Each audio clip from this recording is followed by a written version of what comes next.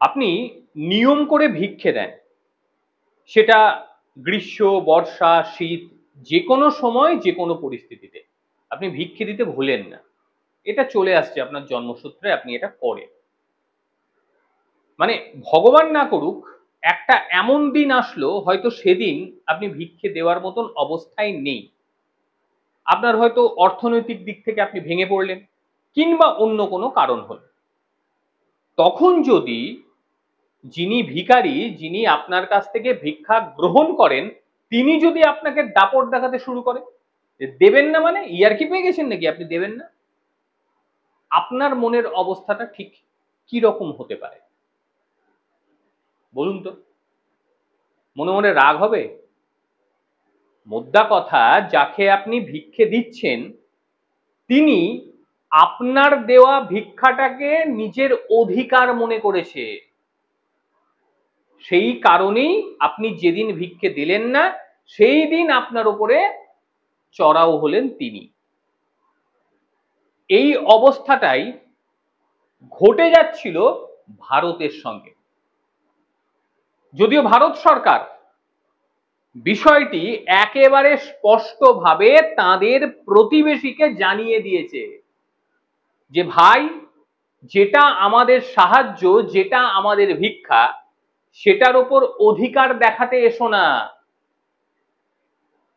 যদি ভারতের সঙ্গে কাজ করো মিলেমিশে, সেই ক্ষেত্রে তোমরা উপকৃত হবে। আর যদি তোমরা ভারতের সঙ্গে কাজ না করো, তাহলে তার মূল্য দিতে হবে। অর্থাৎ ভারতের পরিষেবা নিলে তার মূল্য তোমাদের দিতেই হবে। এটা আমার কথা নয়, এই কথাটা বলেছেন ডক্টর জয়শঙ্কর। তিনি দূরদর্শনে একটি সাক্ষাৎকার দিয়েছেন। জয়শঙ্কর নিজের টুইট হ্যান্ডেলে, মানে বর্তমানে এক্স হ্যান্ডেল, সেখানে বিস্তারিত সাক্ষাৎকারটি দিয়ে দিয়েছেন, আপনারা শুনে নিতে পারেন, সেখানে বিশদ আলোচনা রয়েছে। তো মূলত ভারত স্পষ্টভাবে তার প্রতিবেশীদের জানিয়ে দিয়েছে এবং ব্যাখ্যা করে দিয়েছে যে যদি তোমরা ভারতের সঙ্গে কাজ করো, সেই ক্ষেত্রে ভারত তোমাদের সুযোগ সুবিধে সমস্ত কিছু দেখবে, সব কিছু করবে। আর যদি কাজ না করো, তাহলে ভারতের সুবিধে নিতে গেলে তোমাদের মূল্য চোকাতে হবে। বর্তমান ভারতবর্ষ এটাই। বেশ কিছু প্রতিবেশী বুঝে নিয়েছে, আর কিছু প্রতিবেশী তারা বোঝেনি, তাদের বোঝানোর চেষ্টা চলছে। যদি বোঝে ভালো কথা, আর যদি না বোঝে তাহলে পকেটের টাকা খসিয়ে তবে পরিষেবা নিতে হবে ভারতের কাছ থেকে। At the end of the day, the logic, look, every one of our neighbors must realize that working with India will give you benefits. Not working with India has a cost. Now, some take longer to realize, some take, some understand it better. One exception, of course, is Pakistan, because it has defined its identity under the army in a way in which it has an inbuilt hostility in it. শুধরে যাওয়া প্রতিবেশীদের মধ্যে কে রয়েছে? শ্রীলঙ্কা রয়েছে। শ্রীলঙ্কা একেবারেই শুধরে গিয়েছে পুরো মাত্রায়।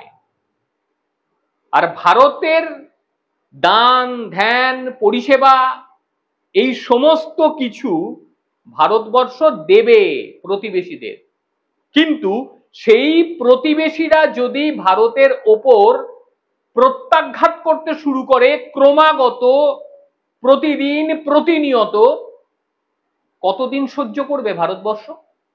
কতদিন?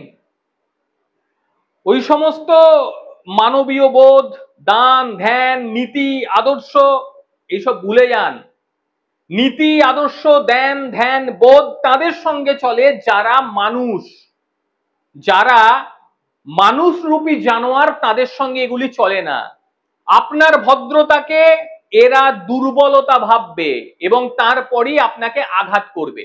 আপনার নীতি আদর্শের পথকে এরা ছিঁড়ে খণ্ড বিখণ্ড করে দেবে এবং আপনাকে এরা রক্তাক্ত করবে। সাম্প্রতিক সময়ে বাংলাদেশ, সে তার মনোভাব কোথায় নিয়ে গিয়েছিল একবার বুঝে নিন। হিরে থেকে জিরে পর্যন্ত ভারতের দয়ায় থাকা এই দেশটা কোন ভাষায় ভারতকে আক্রমণ করছিল একবার ভেবে দেখুন।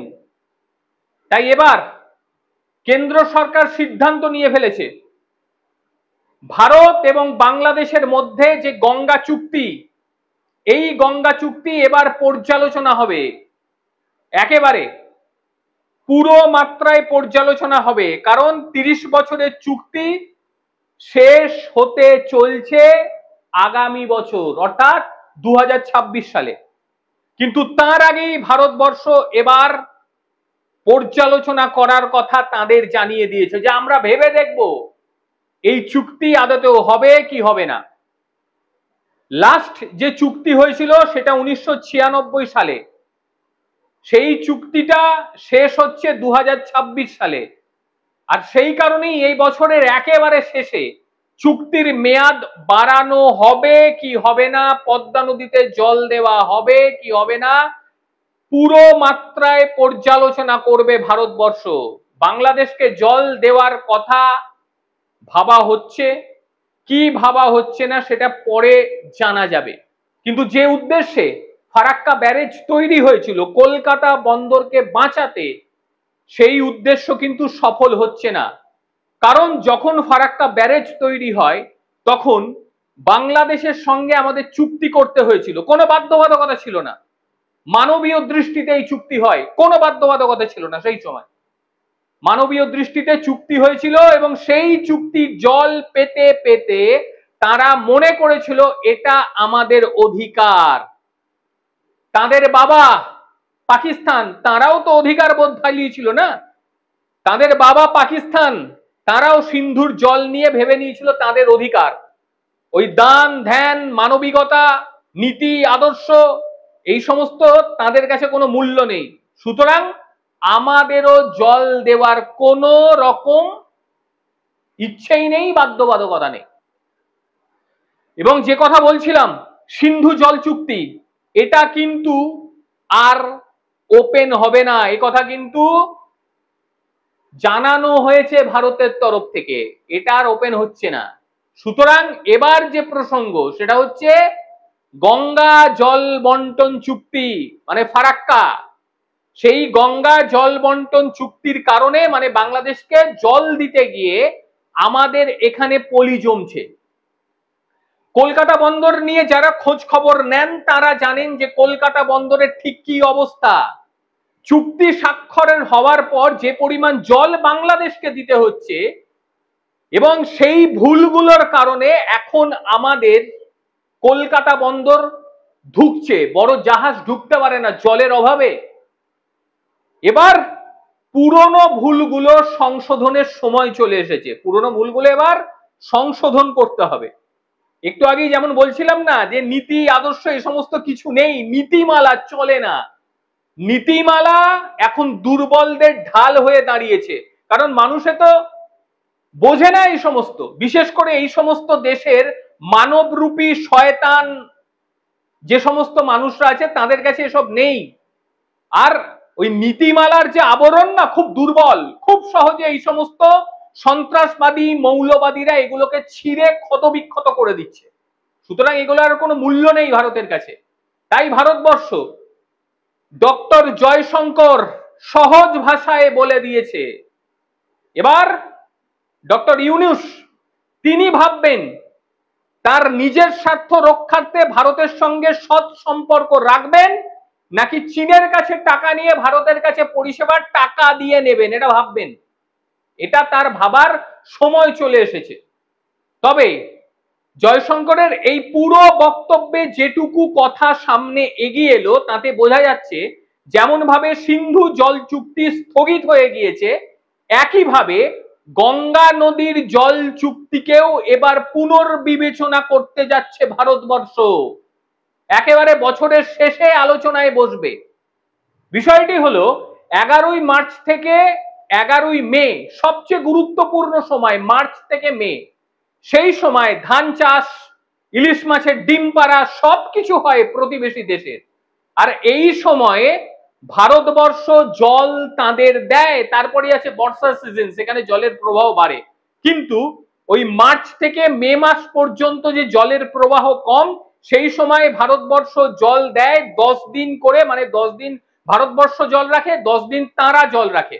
ধরা যাক 60,000 কিউসেক জল আসছে, তাহলে 11 থেকে 20 মার্চ এই 10 দিন সময়কালে 35,000 কিউসেক জল বাংলাদেশকে দেবে, ভারত রাখবে 25,000 কিউসেক। পরের 10 দিন ভারতবর্ষ রাখবে 35, তাদের দেবে বাকিটা। মানে যদি আপনারা ধরেন ভারতবর্ষ এই 10 দিন করে জলের অপচয় করছে, একেবারে অপচয় করছে ভারতবর্ষ, কেন দেবে? 10 দিন অতিরিক্ত জল কেন দেবে? এই সমস্ত মানুষদের কেন দেবে? যেখানে ভারতের উপর বিদ্বেষ, যেখানে ভারতীয় সামগ্রী বর্জন, যেখানে ভারতকে দখল করার হুমকি, তাদেরকে 10 দিন জল কেন দেবে? এবার ভারতবর্ষ কিন্তু ঘুরছে। ভারতের জলে চাষাবাদ, ভারতের জলে মাছ চাষ, এগুলো এবার পরিবর্তন করতে হবে। ভারতবর্ষের তরফ থেকে বলা হচ্ছে এত জল আর দেওয়া যাবে না, ভারতের যতটা প্রয়োজন ঠিক ততটা জল রাখার পরে যদি অতিরিক্ত জল থাকে সেই ক্ষেত্রে ভারতবর্ষ তাদের জল দেবে। অর্থাৎ 35,000 থেকে 30,000 কিউসেক জল ভারতের দরকার, বাকি জল যদি বাঁচে তখন বাংলাদেশকে দেবে। এইবার এই ধরনের চুক্তি হতে চলেছে।